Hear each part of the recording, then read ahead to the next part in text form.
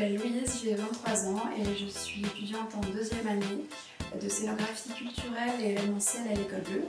Avant d'intégrer cette formation, j'ai fait une licence en commerce de l'art et médiation culturelle, mais il me manquait une dimension créative, c'est pourquoi j'ai décidé de me réorienter vers l'École Bleue. Si j'ai choisi cette formation en scénographie culturelle, muséale et événementielle à l'École Bleue, c'est parce qu'elle forme au métier de scénographe qui est à cheval entre l'art, la culture et l'architecture, mais surtout parce que c'est un métier qui permet d'accéder à des projets d'une immense diversité et toujours très passionnant, avec un regard créatif qui permet de mettre en valeur des objets, des œuvres d'art, des produits issus de la mode ou de la parfumerie par exemple, mais aussi des sujets très divers, ils peuvent être historiques, scientifiques ou même musicaux. Et à l'École Bleue, on nous apprend justement ces outils pour réaliser cela. Si j'ai choisi l'École Bleue pour cette formation de scénographie, c'est parce qu'elle offre la possibilité de l'intégrer non pas comme un master après un cursus en architecture ou bien en design global, mais comme une formation indépendante et à part entière. Pour ma part, j'ai pu l'intégrer directement en première année sans passer par une année préparatoire en art appliqué, parce qu'avant de m'inscrire, j'ai suivi des cours de dessin qui m'ont permis de me constituer un dossier me permettant d'intégrer l'école, et grâce à mon bagage culturel que je me suis constituée tout au long de mes études et en allant voir des expositions, en lisant beaucoup, en allant au théâtre. Les enseignements qu'on reçoit à l'École Bleue, il y a par exemple des cours de culture. Tout au long de l'année, on travaille autour d'une thématique majeure, au travers de laquelle on va étudier l'histoire des arts. Par exemple, en première année, la thématique était la lumière, qu'on a décortiquée, que ce soit dans son aspect, son traitement, sa signification, dans les arts plastiques, la sculpture, le cinéma, la photographie, l'architecture. C'est une matière très importante parce qu'elle permet de nourrir nos projets grâce à des références culturelles et artistiques. On a également des cours de lumière qui nous permettent de mettre en lumière nos projets. On apprend également à imaginer des concepts lumineux en cohérence avec des espaces. Par exemple, cette année, on a travaillé sur la mise en lumière de sentiments dans des espaces vides. C'est une matière qui est donc très créative mais aussi très technique parce qu'il faut apprendre les différentes sources de lumière, les différents projecteurs, leurs effets. Pour pouvoir réaliser un effet lumineux, il faut en amont connaître toutes les techniques et les contraintes pour bien réaliser. Nous avons des cours de dessin technique. On nous apprend non pas à dessiner ce que l'on voit, mais ce que l'on pense. Ça nous permet de communiquer nos idées, de mettre en valeur nos projets grâce à différentes techniques. Donc ça peut être de la superposition, calque, en utilisant en amont SketchUp ou avec une colorisation à la main ou bien avec Photoshop en post-production. Nous avons des cours de graphisme d'expédition qui sont en anglais. Le graphisme fait partie intégrante des scénographies, qu'elles soient culturelles ou événementielles. Dans ces cours, on va apprendre à réaliser des visuels, que ce soit pour des affiches ou pour des décors graphiques, travailler des typographies, en volume par exemple, pour des titres ou pour du mobilier. On peut également travailler les mises en page, pour des mises en page de textes, d'expositions ou de livres. Par exemple, cette année, nous avons travaillé sur la création d'une identité graphique pour le titre, les cartels et les textes d'une exposition de notre choix.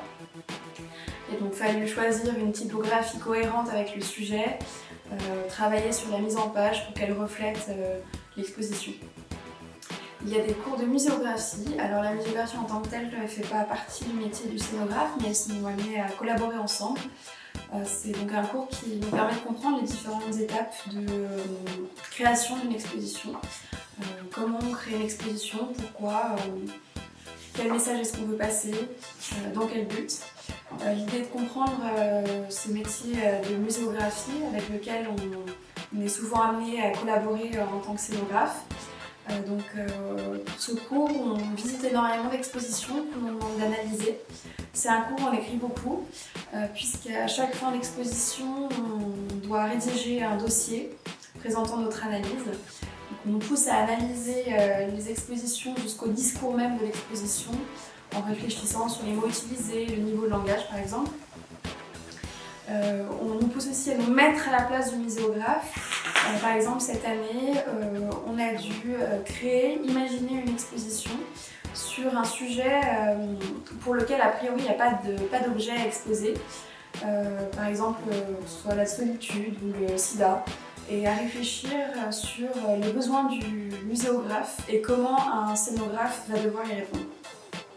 Les cours de couleurs et matières sont des cours d'expérimentation en quelque sorte, puisqu'on va tester la cohabitation entre différentes couleurs ou entre une couleur et de la matière, voir quels effets ça peut produire et quelle impression ça procure dans l'espace.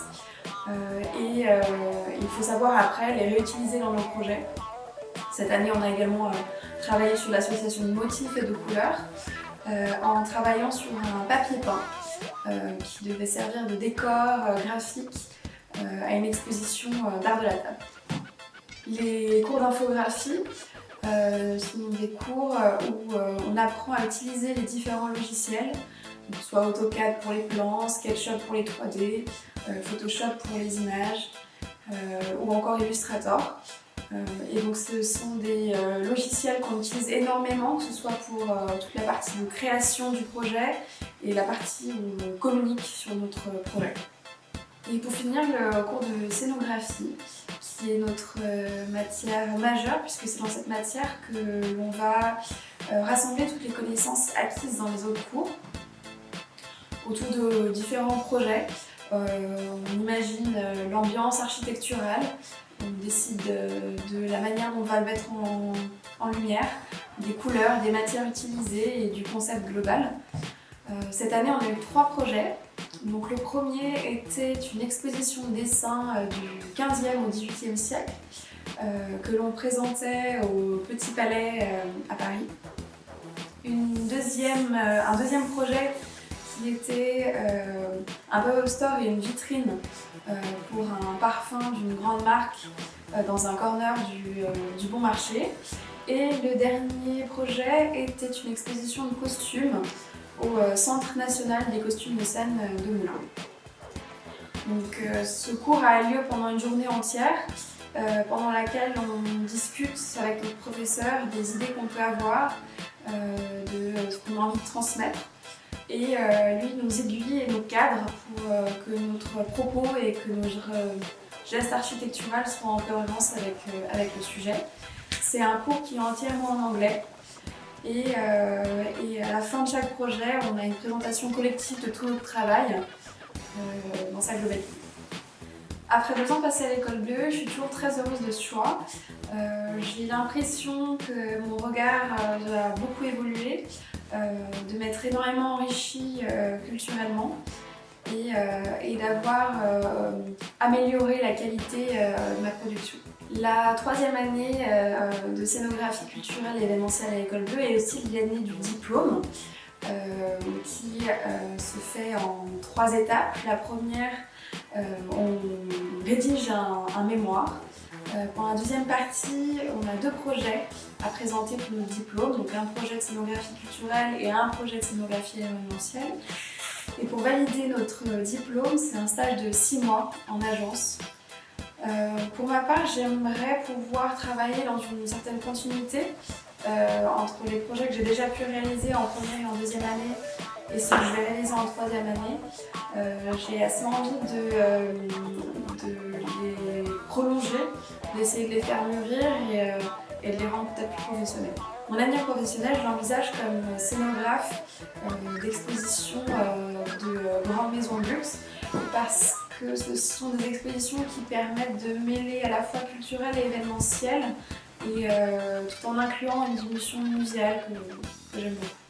Les conseils que je pourrais donner à un futur candidat en scénographie culturelle et événementielle à l'école bleue, c'est de surtout enrichir sa culture, d'aller voir beaucoup d'expositions de tout type, de ne pas se limiter à un domaine, d'aller au théâtre, de lire beaucoup, d'aller à l'opéra et de dessiner beaucoup.